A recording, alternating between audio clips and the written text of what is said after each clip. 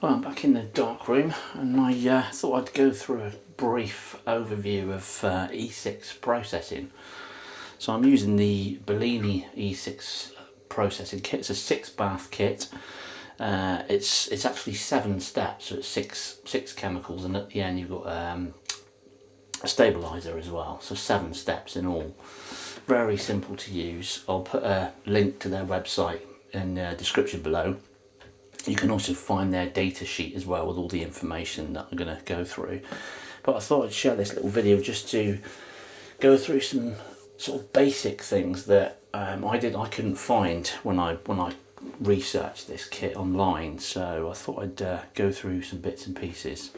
Now I'm processing 8x10 film, Fuji Valvia, Fuji Provia, that sort of thing.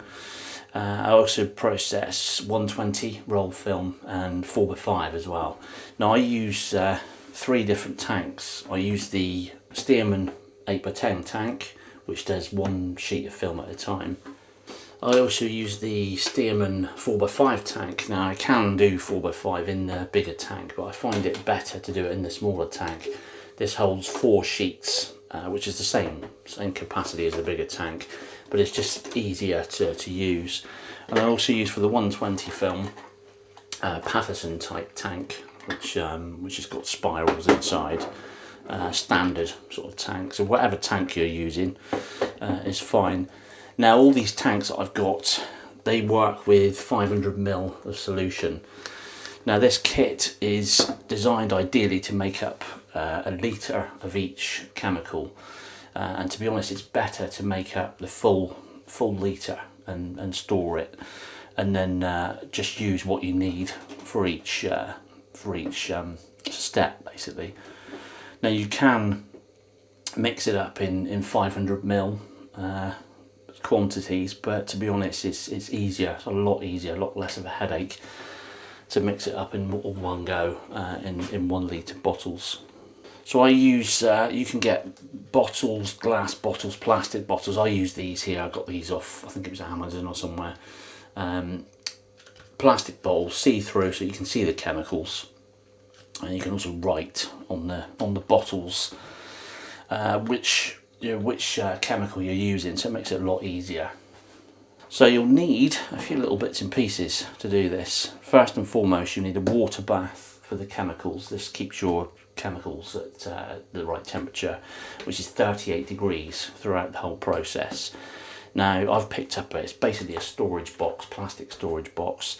It's big enough to sit the bottles in, and the water comes up about halfway up the bottle.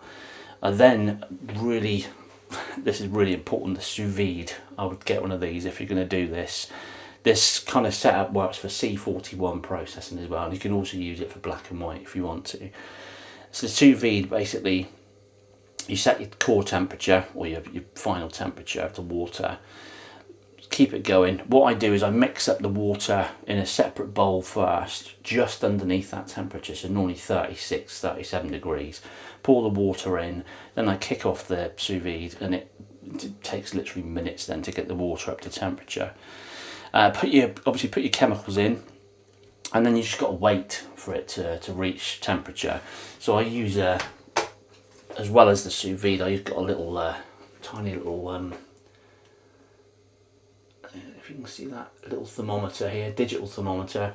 So I basically just check the chemical temperature and wait for it to get to temperature. Once it gets there, you can just leave this thing running, and it'll basically keep the temperature for you. So then I use 2 different things here. I've got a small washing up bowl, which I use. I use this to keep the water at temperature as well. So this is for my wash stages, and also I've got a bath, or it's basically just a tray, like a developing tray. Now I use that to preheat the tank, and I'll talk about that in a minute. So these 3 things, it's essential to get a method of working doing this. This is why I wanted to do this video, because it's kind of little steps that you don't think about, and it's not really covered anywhere else. One of the first things is there's a lot of confusion online about preheating the tank. Now whatever you do, don't put water, whether it's 38 degrees or whatever, in the developing tank at that first stage. You want to preheat the tank. So in other words, load your film up, put the tank, let's do it with the 8x10 tray. So basically I keep this this tray, the water in this tray, at temperature as well, 38 degrees. Put my tray in basically and just leave it there. Set off my timer, and it's normally 3 minutes to preheat your tank. Basically it's just bringing the tank itself and the film inside the tank up to temperature, and then once that's done, you're ready for your developing stage then. I then use an app on my phone called Lab Timer. Let's click that open, and you can see here this is set up for the Belini photo kit. So it gives you all your stages: your preheat, first developer, wash, reversal bath, color developer, pre-bleach, bleach, fixer, wash, final wash, and finally stabilizer. And as you set this off, it gives you the agitation times, and basically for each stage. It's really easy to use, makes life a lot easier. So as you can see, I've got all my chemicals in the tank ready, all mixed up and labelled on the top of each box. So I work from right to left. So you might do this differently, but it's just makes life easier. I then use basically a measuring beaker. So what I do, instead of trying to kind of guess, I've got the bottles marked as well, the storage bottles, but trying to sort of tip them out and get the right amount out, it's quite tricky. So basically I use this. So one beaker, I've got it marked at 500 ml. So I take my bottle out, fill it up to 500 ml, pour it in the tank. In between my agitation times, I then use wash this out basically. So wash that out so it's ready for the next one. Make sure you've got no cross-contamination with your chemicals, and even down to the lids, make sure the same lids go back on the same bottles or that sort of thing. Now when it's at the end of each stage, basically I use a little funnel. Again, I keep this washed out in between chemicals. Basically put that in your bottle, tip your tank back into the funnel and back into the bottle. Just makes life a lot easier. And like I said, developing this kind of method, so I work from right to left here, so it's a completely wet process. So I've got tea towels everywhere, and just to keep the water down. But yeah, just having that routine, and just down to these little things. So in between your times, like your developing time, your first developer, for instance, is 6 minutes. So after each agitation you get a couple of minutes, and with this app it gives you like a pre-warning before you come to your next agitation, so it gives you plenty of time to sort of wash things out, get things ready for the next chemical, that sort of thing. Now there's a few wash stages. There's one, you've got a preheat stage, then your first developer, and then you've got a wash stage. Now I've mentioned this washing up bar, I'll keep that at temperature as well. I basically use a kettle, so fill it up with cold water first, and then use a kettle to kind of adjust the temperature. I then get my my wash water from that, wash the tank out, and then obviously pour that away once that's done. Now for agitation times, basically for your developer, your reversal bath, and pre-bleach, bleach, and fixer stages, it's the same ratio of agitation. So basically the first 15 seconds you agitate, and then it's every 5 seconds every 30 seconds after that.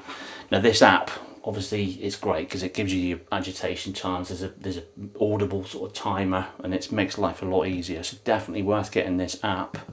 I'm not going to go through each mix because I've already got these mixed up, but as you can see, this table, this comes with the kit when you buy it, but you can also, I think you can download this online as well.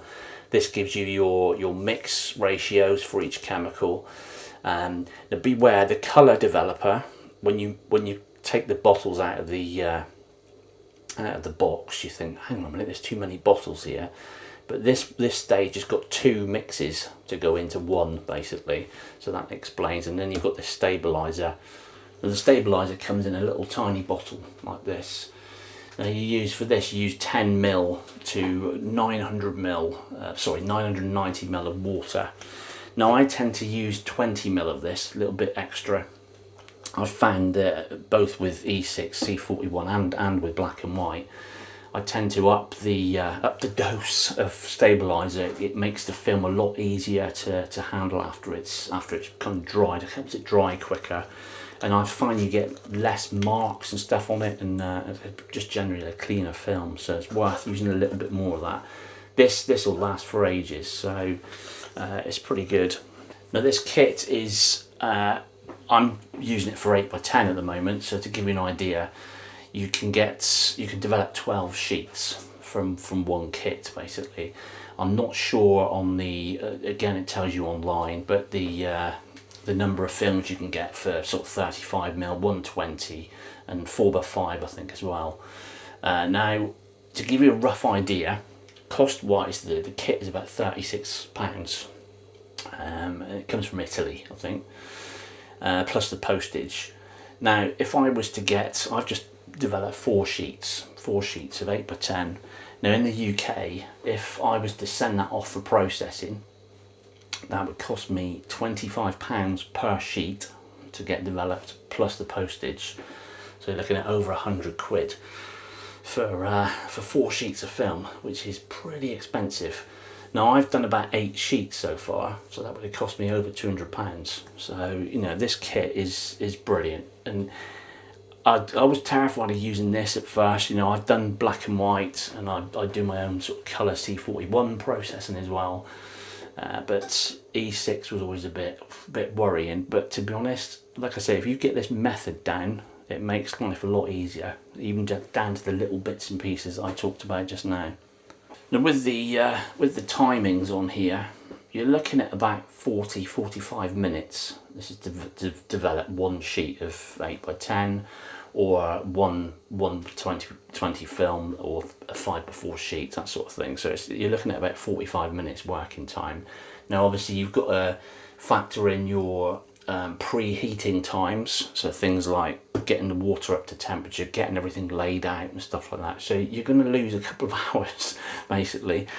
So although the actual times itself, it flies by once you start going through this process, but it does take a while to get set up. So it's worth developing, like I say, developing this system and sticking to it, even if you have to make notes. But I've done quite a few now, so I'm kind of used to the little routine and everything. And on that point, I was going to say, with while you're doing the developing, it's best to keep your tank, whether it's an 8x10 tank or a 4x5 or a 120, it's best to keep it in the heated water. So again, I mentioned earlier, I keep this tray, the water in this tray, at temperature as well. So I agitate during the process, and then I plonk it back down into the water, so it's always kind of kept at temperature. So that's quite important. Now you'll find that smaller tanks, these for instance, and the 4x5 tank as well, that initial preheat where you've got your film loaded and you preheat it, it bobs up and down, so you've got to weight it down basically. So whether or not it's probably best, like I found, just to hold it down during that initial sort of 3-minute preheat. Once you've got your chemicals in there, it'll sit there fine. It doesn't bob around.